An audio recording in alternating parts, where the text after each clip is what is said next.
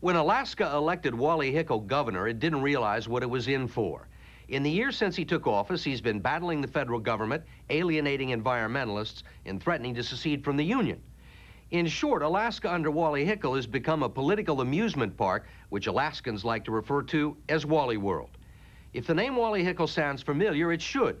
He was governor of Alaska once before, 25 years ago, before becoming Richard Nixon's Secretary of the Interior, a job he was eventually fired from because of his outspoken opposition to the Vietnam War. Now the voters of Alaska are considering a move to fire him. And we can go around this way and I can show you. When he got off a steamship from Los Angeles 50 years ago, Alaska was still a territory, and Wally Hickle was a 21-year-old amateur boxer from Kansas, a dreamer looking for a new country. He had 37 cents in his pocket, and he turned it into a fortune developing Alaska. I said, hey, let's have a shopping center. That's really before they were going in America. So we built the first shopping center here. When we first hooked up with him, he was still talking like a dreamer, with big plans, big ideas, and one big adversary, the federal government, which Wally talks about as if it were an occupying force trying to subdue Alaska. In fact, the federal government owns and controls 2/3 of the state's land, dictating how it can or cannot be used from 5,000 miles away, whether Alaskans like it or not. And according to Wally, without much understanding for Alaska's vast borders, Arctic climate, and exotic cultures. Alaska, it's a big country, 365 million acres. You say country. Country, yes. It's a state. Okay, you can call it a state. If he's starting to sound a bit eccentric, wait till you hear how he got elected. Wally Hickle had been a lifelong Republican. Then, after 4 unsuccessful attempts at statewide office, he decided to try something different. Feeling fit at 71, he hooked up with this man, Joe Vogler, the chairman of the tiny Alaskan Independence Party. Not independent, independence, as in secession. It's not secession. It's separation by peaceful means. What flag do you pledge allegiance to? I pledge my efforts, my effects, my honor, my life to Alaska, and to hell with America. They're at occupancy up here. You think Wally Hickle feels that way? I don't know. That's his business. He's your candidate. I told him when we talked, Wally, you do not have to join our party. We're nominating you because we have asked you to lead Alaska as an Alaskan. With no party organization to speak of and only 6 weeks to campaign, Wally Hickle won with just 39% of the vote. He took office blasting Washington bureaucrats and talking about huge projects that would produce another economic boom, which, according to Mike Dugan of the Anchorage Daily News, is what Alaskans have come to expect from Wally Hickle. You can say a lot of bad things about the guy, and I have, but he's always been right there. You know, I mean, he's not going to sort of cut his ideas to fit the fashion of the day. People know where he stands. Oh, yeah. Oh, yeah. There's absolutely no doubt about that. And where does he stand? Someplace a couple of thousand miles off the planet. First, Wally started talking about opening up a second Alaskan pipeline to transport gas across the state, to be built by a company 10% owned by Wally Hickle. An ethics panel started investigating. Then he started talking about a plan to export Alaska's most abundant natural resource, water, to 20 million thirsty Californians through a plastic pipeline that would lay on the bottom of the ocean like a giant garden hose. His critics call it a $1 trillion garden hose. It takes big projects. Yes, it's a big one, but we have a lot of water. Take this water down to the southwest is where we had an idea. That's the whole southwest region, maybe clear into Mexico.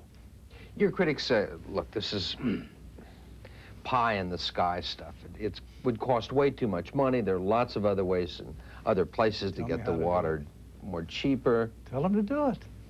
You give me the price of a Coke a day, 20 million people, I'll give you all the water you need. Wally doesn't pretend to come up with his grand schemes all by himself. He says he gets some help from a very special advisor, a little guy, inside him. I've been talking about the little guy all the time. Everybody has one, you know. That's it. And he tells you what to do. Well, if I ask him, he doesn't necessarily tell you what not to do. He more like tells you what to do. Why do you call him the little guy? Oh, I don't know. It's always been that way. He's just a little guy. He also gets some help from some big guys, his cabinet advisors, mostly mature, prosperous, like-minded males. Together, they've discussed everything from building an ice road to Norway to beaming energy back from outer space. We can carry by satellite beam energy that we generate in Alaska. We can deliver it to Europe. Critics call them the Dwams, dead white Alaskan males. I think it's an insult to say that a person has gone through life when he's whatever age, he's retired, hasn't anything left to offer.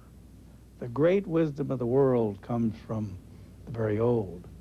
And if you want to know the truth, ask the very young, they're uninhibited. Ask the very old, they don't care. In between that, sometimes you wonder.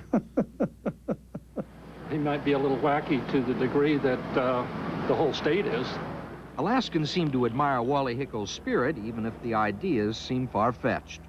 Wally talks about the little man, and I trust Wally's little man. Well, he's the kind of guy that either you really like or you really dislike, and things can change. There's a certain degree of admiration involved there, I believe, just among a lot of people here, just because the guy is able to get up in front of God and everybody and say this stuff with a straight face. He comes from a generation that looks there and says that'd be a nice place to put a railroad and starts laying track. Which is exactly what Wally Hickle wants to do by extending the Yukon Railroad hundreds of miles into the wilderness. Critics say at $3 million per mile, you'd have to lay more than $500 million worth of track before you hit a place with more than 20 people in it. The project is vintage Wally Hickle. Some article, national article, I don't remember, said the governor wants to build a railroad to where there aren't places, and the places will follow. Thank God for that, because the places aren't there first. The transportation is there first, and then they follow. You don't go out and build the places, how do you get there, and then take something to them. Build it and they will come. Yes. Field of Dreams. Sure. This singing group calls it a field of pipe dreams. We've got oil, we've got gas, we got a pipeline of our past right here in Wally World. Welcome to Wally World, as the political satirists call it. It's not just a state, it's a state of mind. Wally Hickle's mind. Do you get upset when people imply that you're a little wacky? They can call you whatever they want. I'll stand and debate with them. I'll exercise my mind with them. I'm not afraid to talk about a water line. I'm not afraid to talk about let's go to Mars. That's why I'm on the space board. I'm not afraid to say it's possible to beam energy back to the moon. I've thought about it. I've listened to technical people talk about it. They're afraid to talk about it. Little minds, little things. Nothing will happen. Wally says 25 years ago, the idea of an oil pipeline across the frozen Arctic sounded crazy too. Now that pipeline provides the state with 85% of its income, although the Prudhoe Bay oil field is starting to dry up. But Wally says there's plenty more where that came from, just to the east, in the Arctic National Wildlife Refuge, or ANWR as it's called. And he's battling environmentalists and his old nemesis, the federal government, to get at it. There's not much here except for a few native villages, 200,000 caribou, some grizzly bears, a few billion mosquitoes, and maybe, just maybe, 9 billion barrels of oil. It all belongs to the federal government, the only stretch on the Arctic coast where drilling is prohibited. And Wally Hickle can't understand why. Used to call it the hostile frozen north.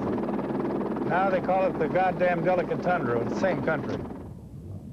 Almost totally inaccessible to man, it's set aside for wildlife, home to the largest caribou herd in North America.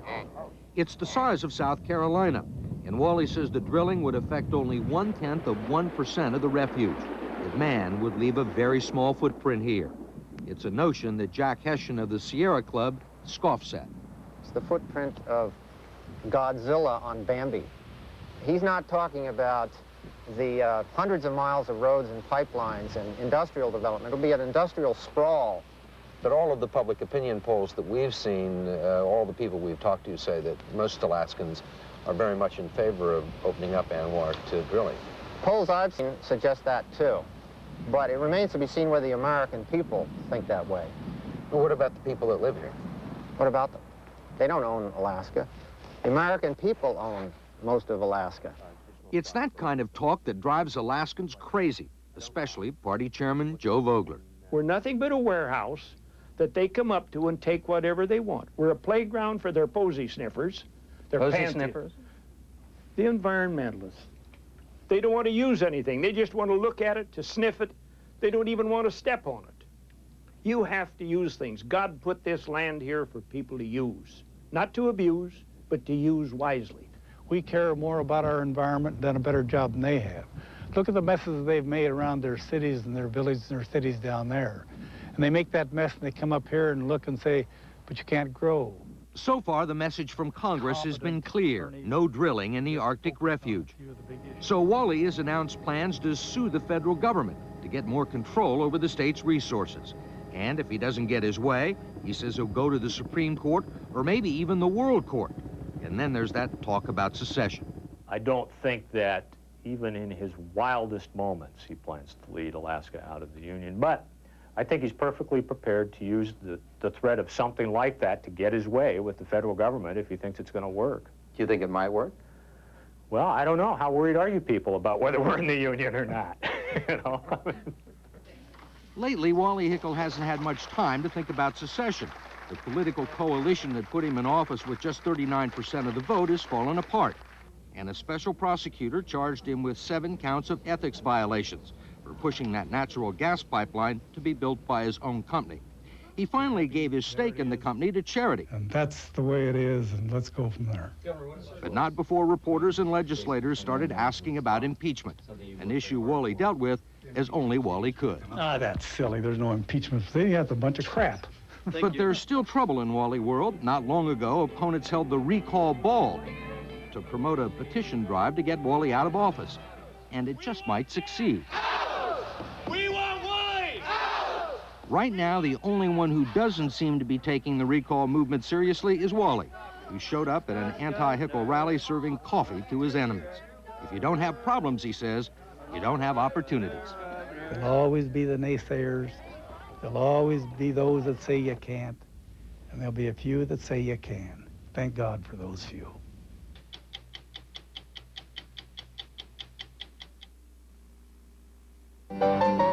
We've got lots of land for you. I think we've got a caribou right here in Wally World. But you better see it quick before it's covered by a slick right here in Wally World. Where you think developmentally you can get yourself a commissioner's seat.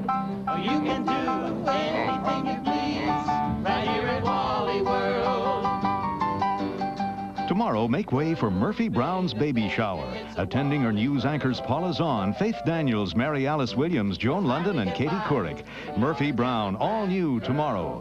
Later tonight, a mother seeks her own justice when her daughter's killer is set free. Donna Mills and Lee Grant, In My Daughter's Name, 1 hour from now on CBS. Anything you please, right here in Wally World. Right here in Wally World. For a transcript of this program, send $5 to Burrell's Transcripts, Box 7, Livingston, New Jersey, 07039. And to purchase video cassettes of tonight's stories, call 1-800-848-3256.